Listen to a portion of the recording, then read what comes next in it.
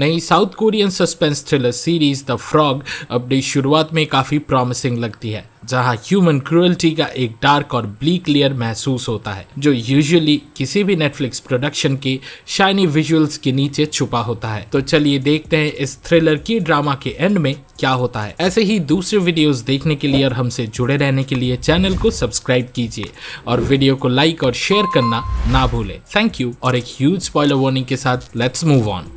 The frog एक छोटी सी forested town में बेस्ड होती है जो सोल से कुछ घंटे दूर है, जहां जिन योंग हा अपनी रिटायर्ड लाइफ जी रहा है एक होम स्टे ओनर बन के। जब उसके बिलवेड वाइफ को एक टर्मिनल इलनेस डायग्नोस हुई थी, योंग हा ने इस टाउन में मूव किया और एक रिमोट और फॉरेस्टेड एरिया में एक ब्यूटीफुल सा हाउस खरीदा जो उसकी बीवी की लाइफ में सबसे बड़ी विश थी। अपनी वाइफ को इवेंचुअली खोने के बाद योंग हा ने डिसाइड किया कि वो सूल से दूर इस टाउन में ही अपना ज्यादा वक्त गुजारेगा और अब वो उस विला को एक हॉलिडे रेंटल के रूप में चलाता है। उसकी बेटी वेसियोन अक्सर उससे कहती है कि वो सूल वापस आ जाए और उसके फियांसे के साथ रहे, लेकिन योंग हा ये रेंटल हाउस अपने बेस्ट फ्रेंड योंग चाय के साथ चलाने में ज़्यादा कंफर्टेबल फील करता है। लेकिन योंग हा बिजनेस चलाने में उतना डिटरमाइंड नहीं है और योंग चाय ही उसे इनकरेज करता है कि वो इंटरनेट पर अपनी प्रॉपर्टी को एडवर्टाइज करे ताकि ज़्यादा से ज़्यादा गेस्ट वहां आ सके। इस दौरान स्योंगा नाम की एक यंग वुमन अपने एक छोटे बच्चे सी ह्यून के साथ इस प्रॉपर्टी में चेक इन करती है। हालांकि स्योंगा थोड़ी रिजर्व्ड और मिस्टीरियस है, योंग हा उसे रहने देता है, लेकिन उसे कुछ गलत लगता है जब वो अगली सुबह जल्दी निकल जाती है, खून के दाग और ब्लीच की एक अननेचुरल स्मेल छोड़कर, और सबसे इम्पोर्टेंट अपने बेटे को अपने साथ लिए बगैर। ये सीरीज एक दूसरा इंसिडेंट भी दिखाता है जो उसी टाउन के एक मोटेल में हुआ था। हालांकि ये इंसिडेंट पिछले 20 साल से भी ज्यादा पुराना है। गो सांग जून और उसकी वाइफ युन 2000s के अर्ली पार्ट में लेक व्यू मोटेल चलाते थे और उनका बिजनेस काफी प्रॉफिटेबल था।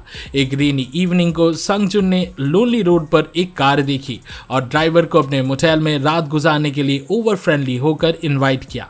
ऑफ सीजन की वजह से वहां डिमांड नहीं थी, तो उसने इस इनवाइटेड गेस्ट को बेस्ट व्यू वाला रूम दे दिया नॉमिनल फी चार्ज करके। लेकिन संग जुन की लाइफ तब उलट पुलट हो गई जब उसे पता चला कि वो गेस्ट एक सीरियल किलर है जिसका नाम यांग चोल है और उसने उसी मोटेल रूम में एक यंग लड़की का मर्डर किया है। हालांकि यांग चोल को पुलिस ने ऑलमोस्ट तुरंत ही पकड़ लिया था, लेकिन लेक व्यू मोटेल की रेपुटेशन इस इंसिडेंट के बाद से हमेशा हमेशा के लिए खराब हो गई थी। जब एक सीरियस क्राइम और वायलेंस का खतरा दोनों टाइमलाइंस पर मंडरा रहा है तो बस एक ही कॉमन कनेक्शन है, एक पुलिस ऑफिसर जिसका नाम है योन बोमेन जिसे यंग एज से ही क्राइम्स को अनकवर करने का शौक था। अर्ली 2000s में होसू पुलिस स्टेशन पर पोस्टेड थी।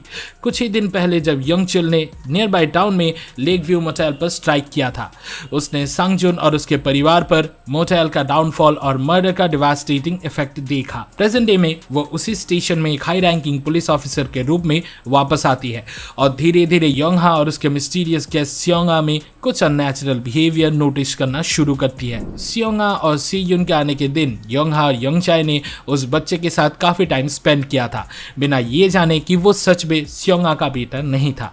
ये बस एक ब्रीफ सीन के थ्रू पता चलता है जब सी यून उस औरत को मैम कहकर रेफर करता है और कंसर्न होकर पूछता है कि उसका पापा कब आएगा। जब तक योंग हा अगले सुबह उठता है और अपने घर को चेक करने जाता है, उसके गेस्ट बिना बताए चले गए होते हैं, जो खुद में ही काफी ऑड है।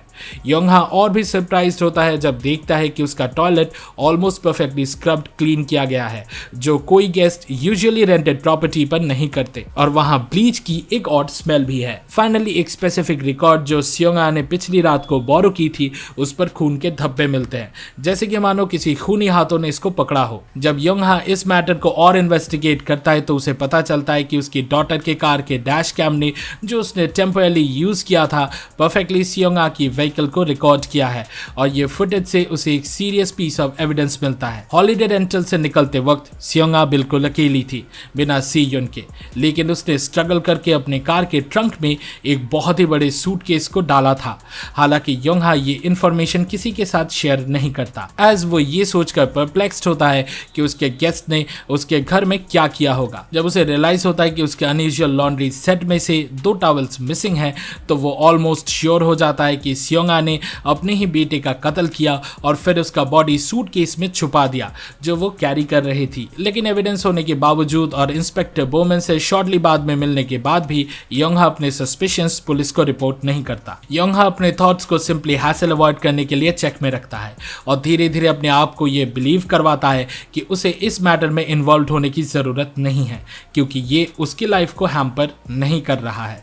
साउथ ईस्ट एशिया में एक कहावत है कि जब नॉटी स्कूल के बच्चे फ्रॉग्स पर पत्थर मारते हैं तो फ्रॉग्स रिएक्ट या प्रोटेस्ट नहीं करते, बल्कि बस ये सोचते हैं कि उन्हें ऐसा ह्यूमिलिएशन क्यों मिल रहा है। योंगहा उस कहावत के फ्रॉग की तरह ही है और यही से इस नेटफ्लिक्स की ड्रामा को अपना नाम मिलता है। इनिशियली वो पुलिस स्टेशन नहीं जाने का डिसीजन लेता है और सोचता है कि अगले दिन चला जाएगा। अगले कुछ दिनों में वो डिसाइड करता है कि वो इस मैटर से डील नहीं करेगा, बल्कि अपने घर से सारे एविडेंस मिटा डालेगा। मौसम बदलता है और प्रोटैगनिस्ट खुशी खुशी इस इंसिडेंट को भूल जाता है। हालांकि उसके घर की तरफ ड्राइव करते हैं उसे कभी कभी सियोंगा का इमेज हॉन्ट करने लगता है, पर सियोंगा इवेंचुअली उस प्रॉपर्टी पर वापस आती है 1 साल के आसपास, क्योंकि उसे क्लियरली रियलाइज होता है कि योंगहा वो फ्रॉग है जो उसके ट्विस्टेड और क्रूअल प्लान के लिए इजीली मैनिपुलेटेड हो सकता है। सीरीज में सियोंगा के कैरेक्टर को ज्यादा डेप्थ में डिस्कस नहीं किया गया है और इस रिगार्ड में काफी स्पेकुलेशन का स्कोप छोड़ा गया है। सियोंगा सोल की एक एक्सट्रीमली वेल्दी और इन्फ्लुएंशियल इंडस्ट्रियलिस्ट की बेटी है जो इतना पावरफुल है कि होसू पुलिस स्टेशन चीफ उसकी बेटी को एक चांस में रिलीज कर देता है जब उसे अरेस्ट किया जाता है। आई गेस सियोंगा को यंग एज से ही क्रुएल्टी और वायलेंस का इनेट लाइकिंग था, लेकिन उसके फादर ने कभी उसे रोका नहीं, बल्कि उसे ये बिलीव करवाया कि उसके एक्शंस का कभी कॉन्सिक्वेंसेस नहीं होंगे उनके फैमिली स्टेटस की वजह से। उसकी लाइफ और भी वर्स टर्न लेती है जब उसकी शादी एक आदमी हाजाए सिख से होती है, क्योंकि सीरीज में ये सजेस्ट किया जाता है कि जाए सिख और उसका परिवार उसके प्रति काफी वायलेंट और हॉस्टाइल थे। सियोंगा पहले से ही थोड़ा इरेटिकली सोचती और एक्ट करती थी और इसीलिए वो डोमेस्टिक स्पेस में अब्यूज और ह्यूमिलिएशन का इजी टारगेट बन गई, लेकिन उसके क्रिमिनल थॉट्स और हर मैटर को वायलेंस से सॉल्व करने की हैबिट इजीली आउटवे कर गई, जो उसे जायसिक से फेस करना पड़ा। जायसिक का अपने पहले रिलेशनशिप से एक बेटा था सीयोन नाम का और सियोंगा उसकी मां बनने के लिए बिल्कुल तैयार नहीं थी। उसको लगने लगा कि जायसिक ने उससे सिर्फ इसीलिए शादी की ताकि वो उसके बेटे का मां बन सके और असल में वो उसे प्यार नहीं करता था। फिर धीरे धीरे सियोंगा को लगने लगी कि सियोन उसकी लव लाइफ में सबसे बड़ा रुकावट है, क्योंकि उसको लगा कि वो लड़का उससे नफरत करता है और चाहता है कि वो उसके बाप की लाइफ से निकल जाए। ये सोच उसके ऑलरेडी डिस्टर्ब्ड और क्रूअल माइंड पे पूरी तरह से हावी हो जाती है और फिर उसने अपने स्टेपसन को मारने का प्लान बना लिया। उसका योंगहा के हॉलिडे रेंटल पे वेकेशन सिर्फ एक परफेक्ट मौका था इस मर्डर के लिए। उस रात सियोंगा ने सियोन को ड्रग्स दे के बेहोश कर दिया और उसको गला दबा के मार दिया और शायद उसके बाद उसके बॉडी को टुकड़े टुकड़े भी कर दिए, जिसका प्रूफ था वो विनाइल रिकॉर्ड पे लगे हुए खून के निशान। हमेशा की तरह सियोंगा ने अपने बाप की मदद ली और उसने इंश्योर किया कि उसका क्राइम कभी सामने ना आए। सियोंग की मौत किसी और वजह से बताई गई और उसके जगह फ्यूनरल के लिए किसी और बच्चे की बॉडी को दिया गया। सियोंगा के काम और कंपोज्ड बिहेवियर को देख के लगता है कि शायद उसने पहले भी कोई मर्डर किया होगा और उसके फादर ने उसको तब भी लीगल ट्रबल से बचाया होगा। 1 साल बाद जब वो योंगहा की लाइफ में वापस आती है तो उसका कॉन्फिडेंस और बढ़ जाता है और वो डिमांड करती है कि वो अपना घर उसके नाम कर दे या कम से कम उसको बिना रेंट के वहां रहने दे। वो योंगहा की बेटी को मारने तक की धमकी देती है और एक पुलिस ऑफिसर किम सियोन ताई को अपनी तरफ फेक रोमांटिक इंटरेस्ट से अट्रैक्ट कर लेती है। जब सियोन ताई को उसकी असली सच्चाई पता चलती है तो सियोंगा उसको भी मार देती है और अपने रास्ते में आने वाले हर रुकावट को वायलेंस से हटा देती है। जब यंग चुल को उसकी सीरियल किलिंग स्प्री के बाद पकड़ा गया तो उसने अपने क्राइम्स पर कोई पछतावा या गिल्ट नहीं दिखाया, उनको अपनी लाइफ के अचीवमेंट्स की तरह पेश किया। उसको लाइफ इम्प्रिजनमेंट की सजा मिली जो कुछ लोगों को उसके क्राइम्स के लिए काफी नहीं लगी। यंग चुल के एक्शंस ने डायरेक्टली विक्टिम्स और उनके फैमिलीज के अलावा और भी लोगों को बुरा इम्पैक्ट किया था, स्पेशली लेक व्यू मोटेल के ओनर्स को। पुलिस इन्वेस्टिगेशन कंप्लीट होने के बाद भी टूरिस्ट उस मोटेल में नहीं रुकते थे और उसको मर्डर मोटेल का नाम मिल गया। इस वजह से सांगजुन और यंग का बिजनेस बंद हो गया। उनको मोटेल बेचने की कोशिश करनी पड़ी और नए जॉब्स ढूंढने पड़े। हर जॉब पे उनका सीक्रेटली मजाक उड़ाया जाता, जैसे कि एक सीरियल किलर को अननोइंगली शेल्टर करना एक ग्रेव क्राइम हो। इस वजह से उनका पर्सनल लाइफ भी बर्बाद हो गया। वो कपल अलग हो गए। यंग ने अपने हस्बैंड को उस रात का जिम्मेदार ठहरा दिया और उनका बेटा गीहो स्कूल में रेगुलर बुलिंग फेस करने लगा। यंग वापस अपने फैमिली के पास आई, पर कुछ टाइम बाद गिल्ट और ट्रॉमा से निजात पाने के लिए अपनी जान ले ली। सांगजुन भी अपना मेंटल बैलेंस खो बैठा और उसको एक मेंटल हेल्थ फैसिलिटी में एडमिट करना पड़ा। छोटे से गीहो पर इसका और भी बुरा असर पड़ा, क्योंकि स्कूल में क्लासमेट्स की हेजिंग से तंग आके उसने स्लीपिंग पिल्स ले लिए सुसाइड अटेम्प्ट करने के लिए। बड़े होने पर उसने सांगजुन से कांटेक्ट रखने से इनकार कर दिया, शायद इसीलिए कि उसको लगा उसके फादर ने उस वक्त अपने फैमिली के लिए कुछ नहीं किया। गीहो बड़ा होकर एक सोशल आउटकास्ट बन गया और यांग चोल से नफरत करने लगा, क्योंकि उस साइकोपैथ की पर्सनालिटी की वजह से अब भी मीडिया उस पर अटेंशन देती थी। इत्तेफाक से गीहो ने उस रात यांग चोल को एक औरत का बॉडी अपने रूम में ले जाते हुए देखा था, पर उसने ये बात कभी किसी को नहीं बताई। इस हिसाब से गीहो भी एक फ्रॉग की तरह ही एक्ट कर रहा था, जो गुस्सा दबा के बैठा था, जैसे योंगहा ने किया था।